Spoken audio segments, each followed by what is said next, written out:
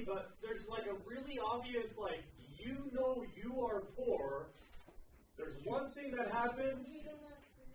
Yeah, exactly. You know, I think it's really funny that in the United States, our poor people still pay other people to cook for them. Like everywhere else in the world, the poor pick up whatever scraps they can find on the ground. That's poor. Like when an American can afford to eat like a high resource meal, like a cheeseburger that's hot and relatively sanitary and pretty close to safe to eat, I don't think you get to call yourself poor anymore. I mean, we have a really tweaked economy, so there's a separate question about which food we provide for our poor in the U.S. That's absurd and slightly corrupt and insensible and illogical and don't make, weird. The fact that the cheapest food in the U.S. is usually fast food doesn't make no sense. Yeah. But that's an economic artifact. The fact that our poor can eat most days, I think that's what really separates you from the poor of other countries. I'll tell you guys a quick little story about my life. The first 7 or 8 years of my life, at the end of almost every single month, I ate potatoes. At the end of every month.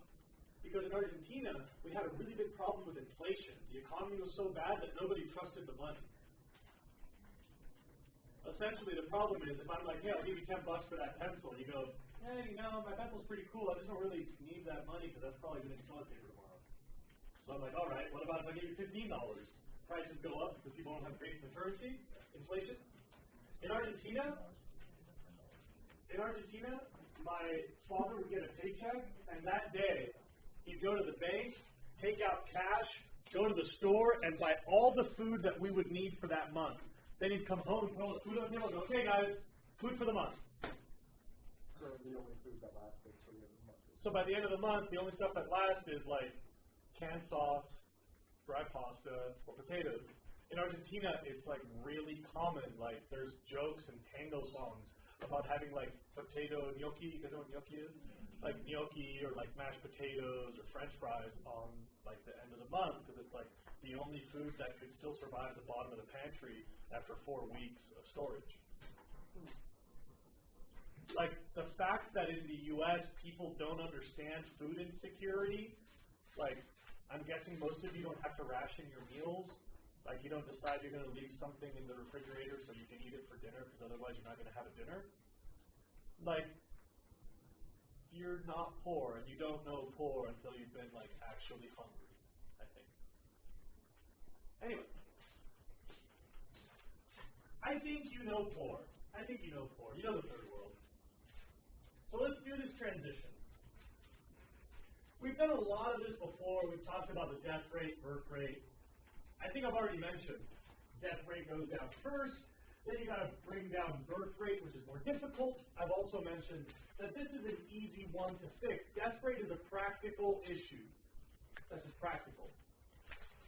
If you find people that are dying, you can stop them from dying with really simple details pretty often. Globally, a huge percentage of dying poor just need a little sprinkling of calories and a little opportunity for sanitation and some water and gold. Like the people that are dying obviously want to survive. So yeah. You give them an inch, they'll take a mile. Well, I guess you could say it that way. In a good sense. In a good sense, right. It only takes an inch. Yeah. My point is that death rate is very easy to fix. Remember that birth rates, that's a cultural issue. No matter what I do, you'll probably have the same number of kids your parents had. It's like, oh, economy goes up, economy goes down, whatever. Cultural issue. Birth rates are much harder to change. So you've got the demographic transition. First you fix death rates, which is easy. Then you try to use those extra people to build an economy that's more engaging for everybody so you can bring down the birth rates and go from the third world to the first world. But there are some details here. I want to do the development part. Development, in the very first stages, is food, water, and sanitation. You'll notice I've put this up there in green because any time you see development, I want you to think money. When people say the most developed nations, what they mean is the most moneyed nations. me show you pictures. It's true.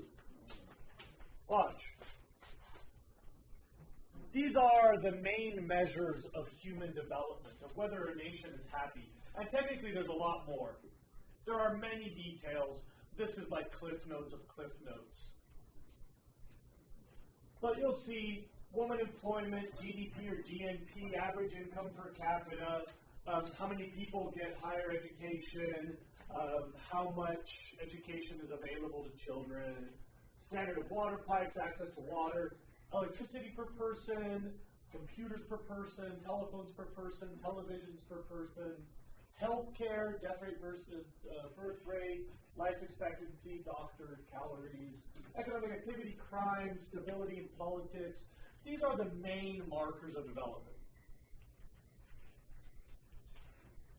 And there's this really neat equation that takes data in those categories, puts it through a cool little formula, and gives you what's called the HDI, Human Development Index, which is a way to rank countries and just how nice they are. You know, first world, third world, that's kind of binary. A lot of us from the third world, we're like, no, I'm more first world. Like, Argentina has good universities. Well, women can vote. We've had a female president, you haven't. Like, Argentina has some measures of development. So what about if we just put it on a scale? 1 to 100. Here you go. Human Development Index. You'll notice, of course, the least developed nations are all clustered coincidentally in one area. What about those gray countries? Those gray countries didn't have enough data to report. So Somalia, like, if they had the telephone to return a phone call, would have been in dark red. Yeah, I mean, I'm not like laughing about this. I mean, they didn't have the data to participate in the Human Development Index. Oh, yeah. That kind of tells you something about their development, right? Somalia, Afghanistan, what is that one up there? Western Sahara. That little one down there is Liberia. And what's that? Yeah, what's that? No, that's Iraq. No. Iraq and Afghanistan. Yeah, that is Iraq. No, you're right. You're right. That's Iraq. Excuse me. That's Iraq. Okay. Back to me. Back to me. This is the Human Development Index. The worst places on Earth to live are right underneath the Sahara Desert. Chad, Niger, Mali. Sudan is getting darker today. I don't mean in skin tone. I mean that they're dropping in the Human Development Index. So there's basically a swath of suffering here. Sub-Saharan Africa, just south of the Sahara Desert. What's up with South Africa? Yeah, North Korea did not report, which I think is telling. Okay, back to me though. Also, what's that little speck of cultural development in northern South America? I believe that might be Trinidad Tobago or Suriname, Guinea. Yeah, Suriname, which is French Guinea. Yes? Why is South Africa only yellow? Oh, yellow's not too bad. Well, I mean, like, I would just place South Africa above, like, many of this. You would put it in some sort of green. Yeah, I would. Yeah. There's also been some exciting changes in South Africa the last 20 years. Maybe this data is a little outdated.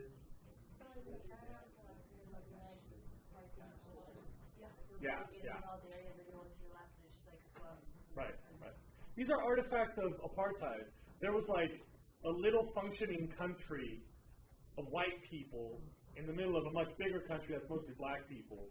And when you finish apartheid, leveling that out sort of may have created a slightly lower average than it seemed when we all experienced it as white people. Yeah, that's true. This is the gross domestic product, or in other words, how much money per person. Yeah, this is money. This is What? This is all the money changing hands within the borders of the country, divided by the person in the country. This is per capita. basically how wealthy the country is. So this is how much money each person either gets or spends, economic activity per person, and you'll notice that they have a pretty nice match.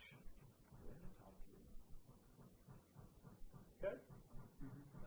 That cohort is kind of Angola is like fairly wealthy and also like still versus.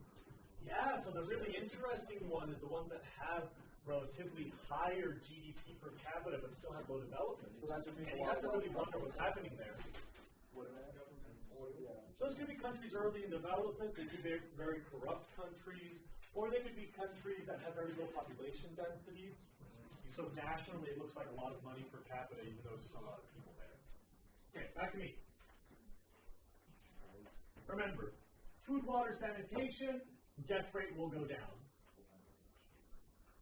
Now, the tricky part, as you know, once you fix the dying humans problem, is now you got a bunch of living humans, and more of them are surviving every day. So your question becomes, how do we get all these extra humans to build up our economy? If they don't, you'll have a Bangladesh situation, a failed transition. But how do we get every one of those extra people growing the economy to make more country, to make more wealth, to make more riches, to make a bigger economy, more money to go around, become the first world? You're going to need more education. You got to find something to sell, like resources to extract. And you got to work on your infrastructure. Usually doesn't go well for a non-developed nation. So infrastructure, resources, and education help you make this switch, from early transition, death rate, to late transition, birth rate. Seems like you need a strong government for all those things. Yeah, and by the way, that's one of the big problems. You also need a government that can stick to the plan. Yeah, and not just cater to a minority. A very big problem is when people in the public are like, this is too hard, let's elect that guy who says things are going to be easier. You get a new person in government who's like, okay, we're not paying back the loans, everybody, it's cool. And then you can have some stutters. That's what I've heard. Anyway. Eventually, your development will bring you medicine, law enforcement, equality rights, and so on. I have to clarify something which I think is unfortunately very confusing. You'll notice I did this in 4 stages, right? Pre-industrialization, like this. You know you're in a third world country. If there's no old people, if people have a very low life expectancy, you have low survivorship and short lives, that's pre-industrial. That's the third world. Early on, you get this. People are living longer, and people are surviving better. They have less death rates. Later in development, you'll get this shape with declining birth rates. That indicates you're pretty late in development. And eventually, when you've made it to the first world, we call that the 4th stage. High survivorship, aging boom, stabilizing population, and maybe an echo of babies too. Now this is the part where I warn you it might get confusing. I want to pause and see if I can answer questions before I make it confusing. Economists talk about 3 stages only. They say, pre-development, watch me, developing is all 2nd stage in economics, and 3rd stage is afterward. So if you look in black, that's for APES class, 1, 2, 3, 4. But if you look in green, if this were an economics class, 1, 2, 3 stages only. Economists talk about stages 1, 2, 3. Not just these 3 stages, I mean stage 1, they combine this as the 2nd stage in the economic transition. And this is the 3rd, because in economics, you've got no economy, a half-assed economy,